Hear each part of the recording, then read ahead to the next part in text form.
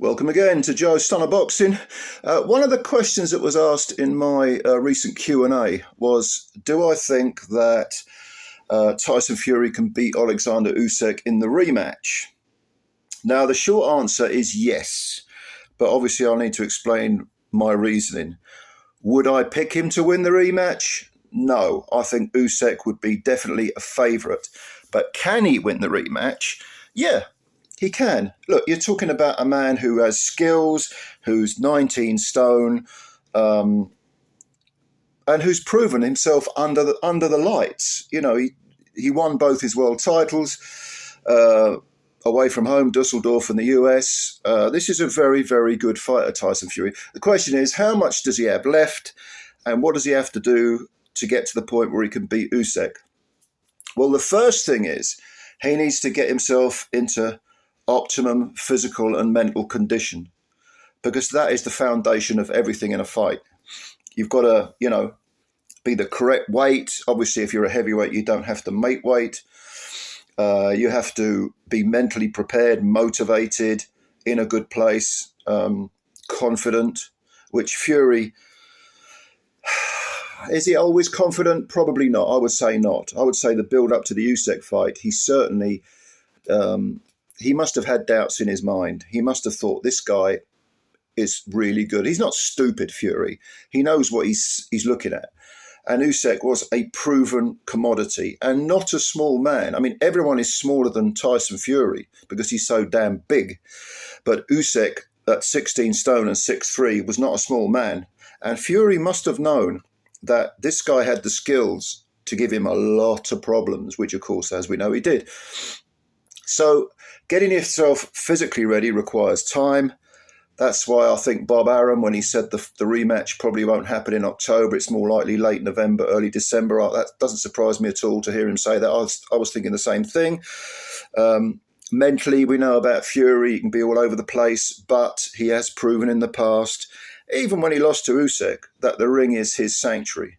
That when he gets in that ring, regardless of the nervous energy or whatever it is he's facing, he can hang tough and do some good work. So that's the first thing.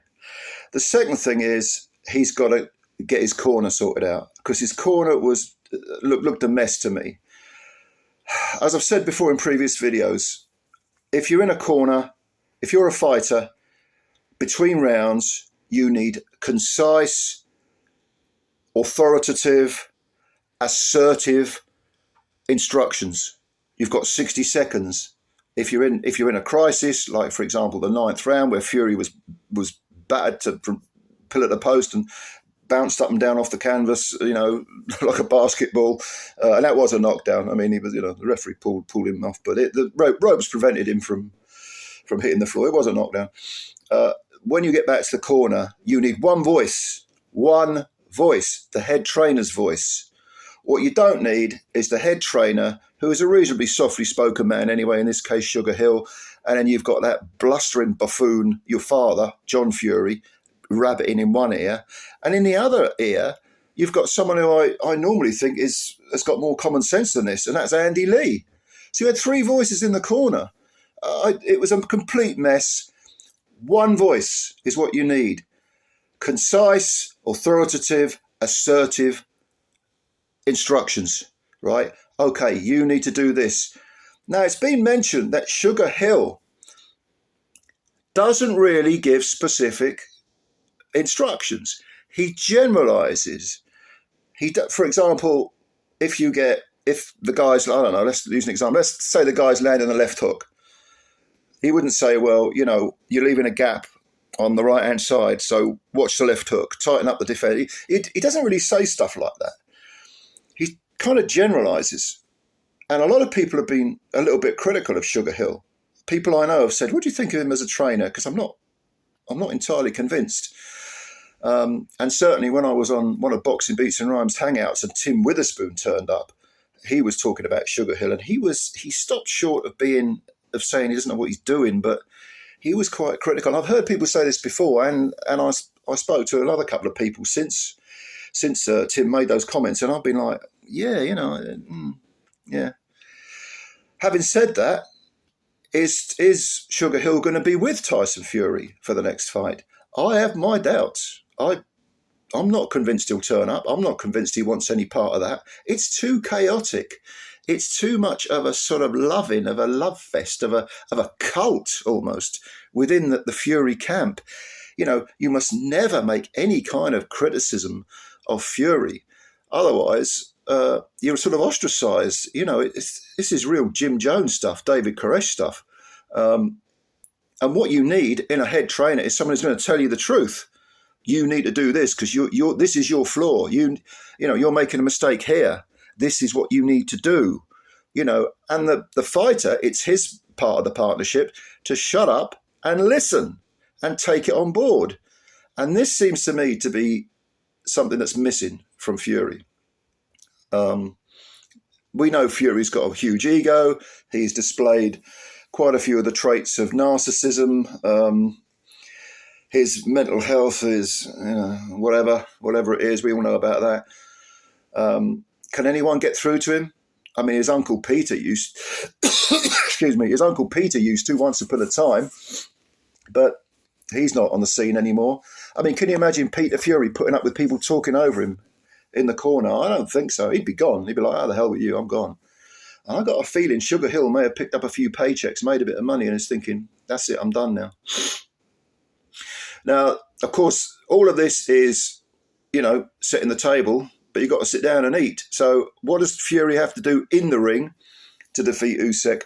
Well, all of the things that I'm going to mention are far easier said than done. We know that. This is elite level boxing, and you're in against someone who's an absolute elite fighter.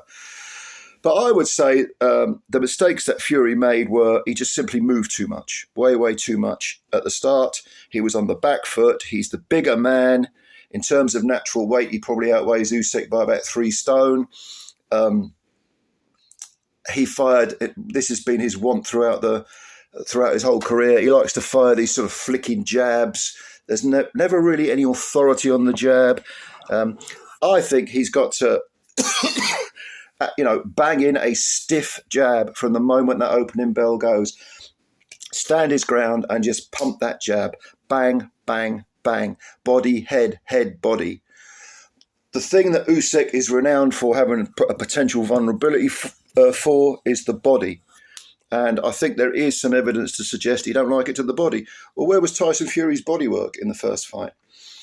I think he needs to use his weight. It's risky, of course it's risky. He doesn't need all that movement. He doesn't need all that side step, and he certainly doesn't need all that nonsensical showboating.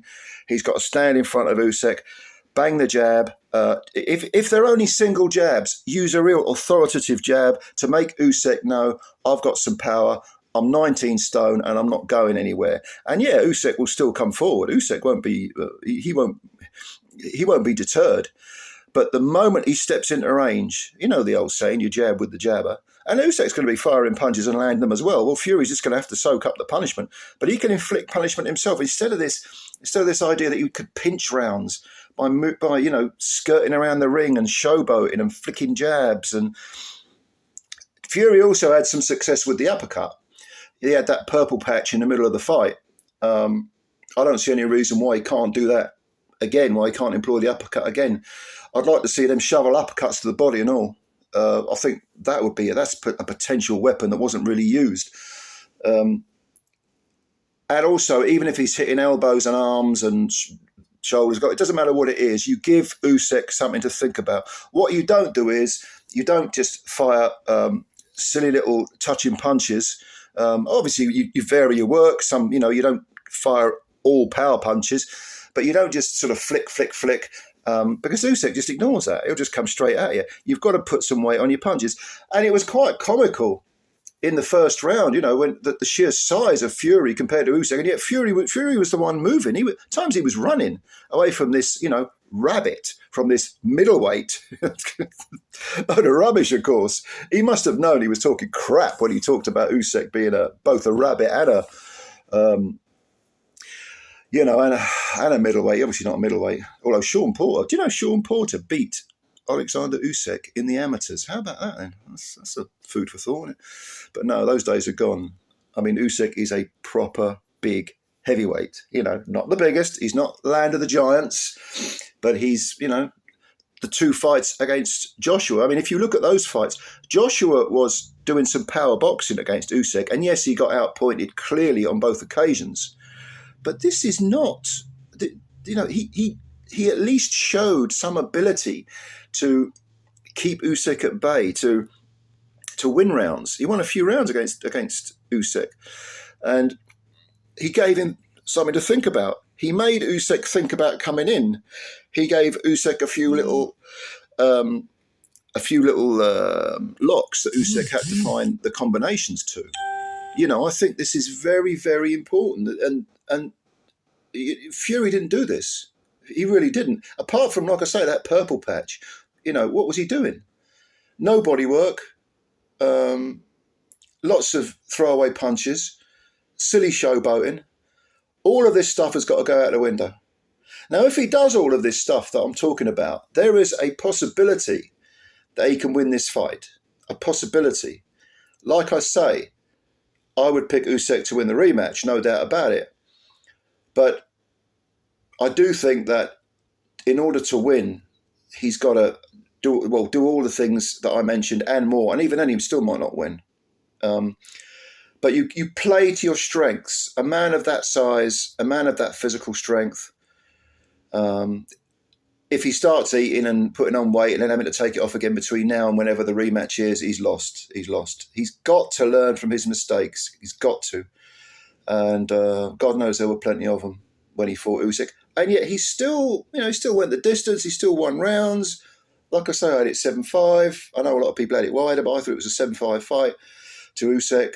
10-8 in the 9th, obviously, but can he win? Yes. Would I pick him to win? Probably not. So what do you guys think? And you guys and girls, let me know. Comments below, of course, as usual.